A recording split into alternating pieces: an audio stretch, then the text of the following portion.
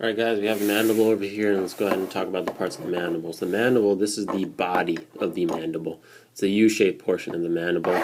This is the ramus, right over here. And then this is the angle of the mandible.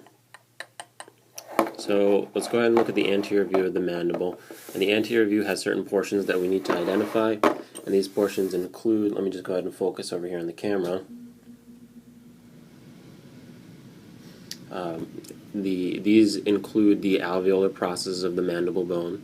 So again, call these the alveolar processes of the mandible bone, mainly because there's alveolar process of the maxilla. So make sure you note that this is the alveolar process of the mandible bone.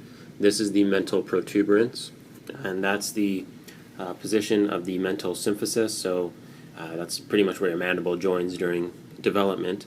And make sure that you know that this structure supports the chin.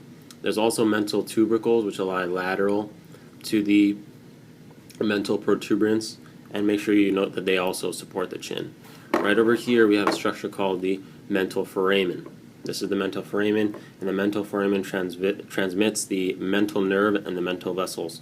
So that's that for that portion. If we go ahead and look on the inside, we'll have other things that we need to identify. Let me see if I can just get the focus proper.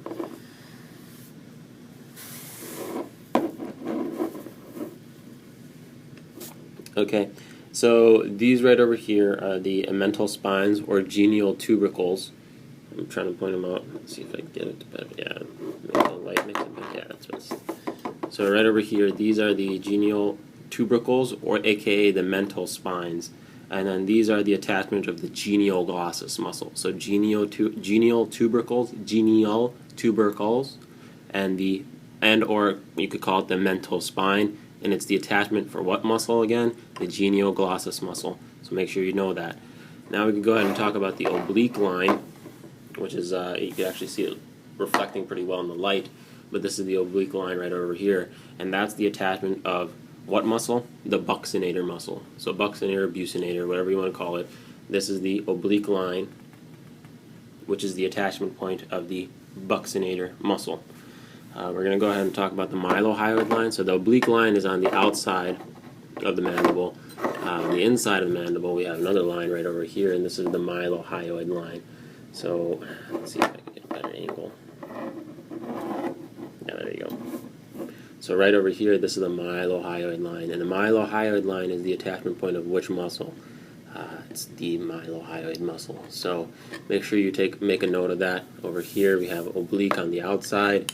O and O, oblique outside, and then we have mylohyoid line right over here, oblique line,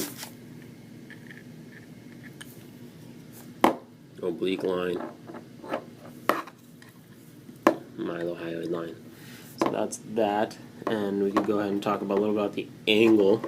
So the angle is the inferior posterior corner of the mandible, and that's pretty much what you need to know about it. And then this structure right over here, as I called earlier, was the ramus, and the ramus has a certain portions that we need to know.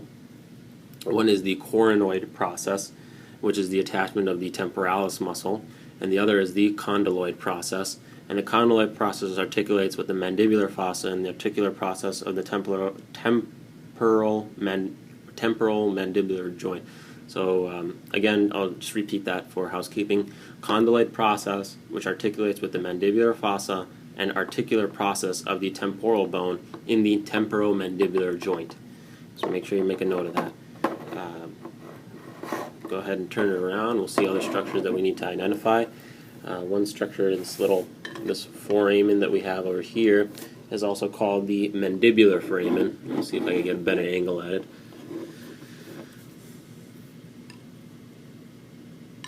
Oh, you could see my probe could stick into it a little bit. And that mandibular foramen transmits the inferior alveolar nerve and the inferior alveolar artery.